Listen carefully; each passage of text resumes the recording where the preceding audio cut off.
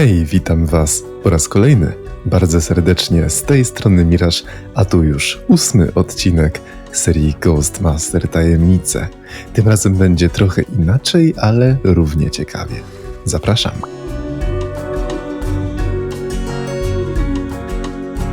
Impulsem do nagrania tego odcinka była chęć uzupełnienia i sprecyzowania pewnych informacji, które pojawiły się w trakcie trwania tej serii. Podczas takiej, można powiedzieć, detektywistycznej pracy, którą wykonywałem na potrzeby tajemnic, natknąłem się na kilka fałszywych tropów czy nie do końca sprawdzonych informacji. Jednym z przykładów była interpretacja napisu The Abysmal jako dashboard, co zaowocowało barwną, choć nietrafioną teorią na temat powiązania zatonięcia statku pirackiego z tablicą rozdzielczą. Jak widać, nie miało to powiązania. W pierwszym odcinku Tajemnic pojawiły się także opisy wyciętych misji. Ktoś może spytać, skąd one się wzięły i skąd wiadomo, że są one prawdą. Są moim tłumaczeniem pewnego wpisu, który dokonał na forum Ghostmaster Proboards jeden z użytkowników na podstawie swoich domysłów, próbując skleić jak najwięcej rzeczy w całość. Oryginalny, bardzo stary wątek na forum, z którego czerpałem, został najwidoczniej usunięty, niemniej jednak zachowała się oryginalna treść tego wpisu w innym wątku. Choć nie wątpię, że wiele informacji tam zawartych może być prawdą, zacząłem zastanawiać się, w jak wiele z nich możemy wierzyć z całą pewnością. Nie ma wątpliwości, że takie misje istniały. Mamy bowiem screeny, na przykład gotyckiej rezydencji czy zatopionego statku. Jednak nasze domysły co do kształtu misji, a więc źródła, z których korzystałem w tajemnicach, od samego początku opierały się na domysłach albo wspomnieniach różnych ludzi. Pamięć bywa zawodna, zwłaszcza po tak długim czasie, nawet u samych twórców. Skrajnym tego przypadkiem jest wypowiedź osoby z forum Good Old Games, która określiła się stałym bywalcem forum Proboards lata temu i podczas omawiania duchów stwierdza, że Thorn, Cier, był duchem porwanym i kontrolowanym przez rząd, a także niepewnie sugeruje, że Soul Screech, Agonia, była duchem pirata. My wiemy, że nie jest to prawda, ale jak wiele rzeczy wiemy nieprawidłowo. Na szczęście to tylko gra i nic od tego nie zależy, jednak w ramach kronikarskiej rzetelności chciałem przestrzec wszystkie osoby, które są rzeczywiście zainteresowane odkrywaniem tajemnic i docieraniem do prawdy. Zabawa zabawą, ale w końcu tajemnice są serią nie tylko domysłową, ale i informacyjną. Podobnie też dzisiaj, posiadając BSP Viewera, wiemy, że uzyskanie informacji o plikach BSP używając notatnika nie jest rozwiązaniem efektywnym, choć pokazywałem to w odcinku numer 4. Poruszyłem tam jednak jeszcze jeden temat, który był wówczas bardzo gorącą tajemnicą.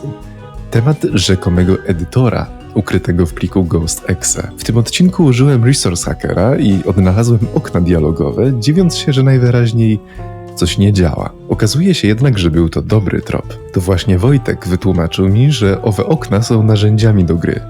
Jednak aby działały, należałoby ich użyć na testowej wersji gry i przypisać coś do tych guzików, aby coś wyświetlały. Jeśli ktoś nie wie, wersja testowa to ta sama wersja gry, ale zawiera w sobie narzędzia oraz dodatkowe usprawnienia pożyteczne dla programistów w celu optymalizacji gry oraz debugowania. Oczywiście gracz dostaje wersję użytkową, w której nie ma tych narzędzi, a nie tę testową, więc te okna dialogowe, choć zostały w pliku, do niczego by się nie przydały. Potwierdza się jednak ostatecznie fakt, że w pliku Ghost.exe nie ma narzędzi, które pozwoliłyby, jak głosiła wieść, dodawać mapy czy duchy. Możliwości wciąż byłoby wiele, lecz nie ma tam żadnego magicznego moderskiego narzędzia. Co jednak znajduje się w kodzie gry?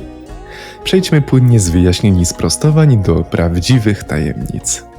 Wojtek, analizując kod, zauważył kilka interesujących rzeczy. Jedną z nich były pozostałości po duchu o nazwie Seymour. Jak się udało wydedukować, miał on być duchem muchołówki, wzorowanej na horrorze komediowym Krwiożercza roślina. W kodzie gry zostały efekty cząsteczkowe, które tworzyły pnącza oraz liście muchołówki, lecz niestety model się nie zachował. Co ciekawe, z początku miała to być jedynie moc, lecz później została przerobiona na pełnoprawnego ducha. Inną sprawą godną uwagi są datowane na rok 2003 wywiady z twórcami umieszczone na stronie ghostmaster.net. Co prawda nie są one szczególnie ukrytą tajemnicą, ale być może uważni czytelnicy zwrócili uwagę na fragmenty, w których twórcy wypowiadają się na temat planowanych wówczas paczek z misjami, lecz nie mogą niczego konkretnego powiedzieć. Wojtek zaś podzielił się z nami informacją z dobrze poinformowanych źródeł na temat właśnie tych paczek z misjami, będących de facto niezależnymi dodatkowymi DLC. Akcja jednej z nich miała się odbywać nie w Grobowie, a w Nowym Meksyku. Wygląda na to, że miały się tam również znaleźć duchy, które nie pojawiły się w zwykłej wersji, w tym właśnie wspomniane wcześniej Seymour. Był to jedynie wstępny koncept, zatem żadne prace w kierunku implementacji tych misji do gry nie zostały wykonane. Jeżeli chodzi o same wywiady, udało się ich trochę znaleźć. Jednym z nich jest ciekawa, zarchiwizowana już rozmowa z Gregiem Barnettem z września 2002, a więc sprzed wydania gry. Greg opowiada w nim trochę o stanie pracy na tamten moment. Drugi wywiad można przeczytać na stronie forgamer.net. Jest on w języku japońskim.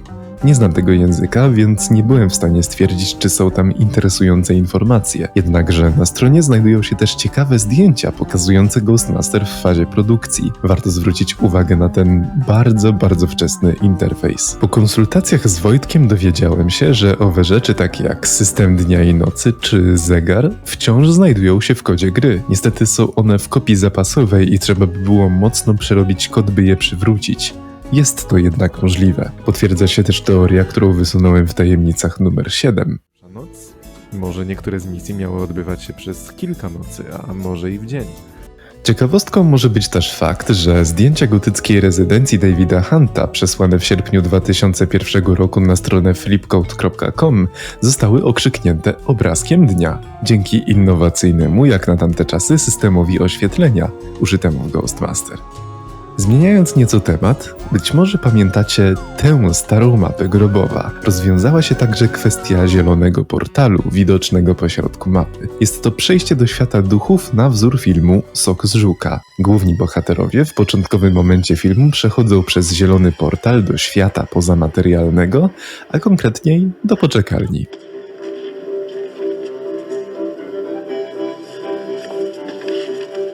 To, co dziś nazywamy gabinetem strachu, pierwotnie miało być biurem. Poza tym to zapewne nie przypadek, że powtarzającym się motywem w filmie jest makieta miasta.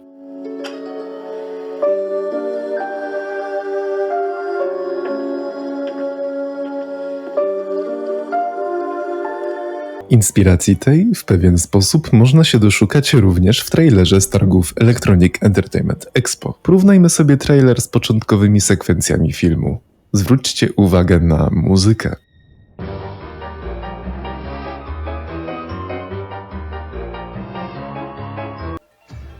Sok z Żuka.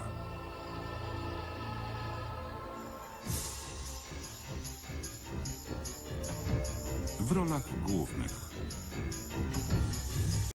Jak natomiast wygląda sprawa z modyfikacją Complete Edition? W Wigilię 2021 roku został opublikowany update 3, w którym wiele rzeczy zmieniło się na lepsze. Ścieżka dźwiękowa wyższej jakości, opcja dodania własnego języka, nieco zmieniony user interface, czcionka w HD, wiele usprawnień w istniejących mocach, a także postawienie fundamentów pod nowy, łatwiejszy w modyfikacji system, oparty na języku skryptowym Lua. Update jest dostępny do pobrania na naszym Discordzie, do którego link znajdziecie w opisie. Polecam. Cała grupa Complete Edition ciężko pracuje nad tworzeniem nowych usprawnień. Ja sam, choć nie jestem aktywny na naszym Discordzie, mogę zapewnić, że wykonuję dużo pracy w tle i pomagam jak tylko mogę. Kiedy tak wspominam o naszej drużynie, chciałem powiedzieć, że jeżeli umiesz programować, tworzyć lub posiadasz inne umiejętności, które według Ciebie przydałyby się w tworzeniu modyfikacji lub zwyczajnie chciałbyś porozmawiać z innymi fanami, zgłoś się do nas na Discordzie. To już wszystko. Dziękuję Wam za wsparcie i zaangażowanie, które pokazujecie. To dzięki Wam nasze fanowskie społeczności są aktywne jak nigdy dotąd i to po 19 latach od wydania gry. Składam podziękowania także dla naszego programisty Wojtka, który zdradził wiele informacji na potrzeby tego odcinka tajemnic. Szacunek i dobra robota. Jeśli chcecie jeszcze więcej tajemnic i nowości, zapraszam do dołączenia na naszego Discorda Ghostmaster Complete Edition, do którego link znajdziecie w opisie, a także na polską społeczność fanów Ghostmaster 2 na Facebooku. Link również w opisie. Jeszcze raz dziękuję i życzę Wam pomyślnych nawiedzeń, władcy strachów. Do zobaczenia.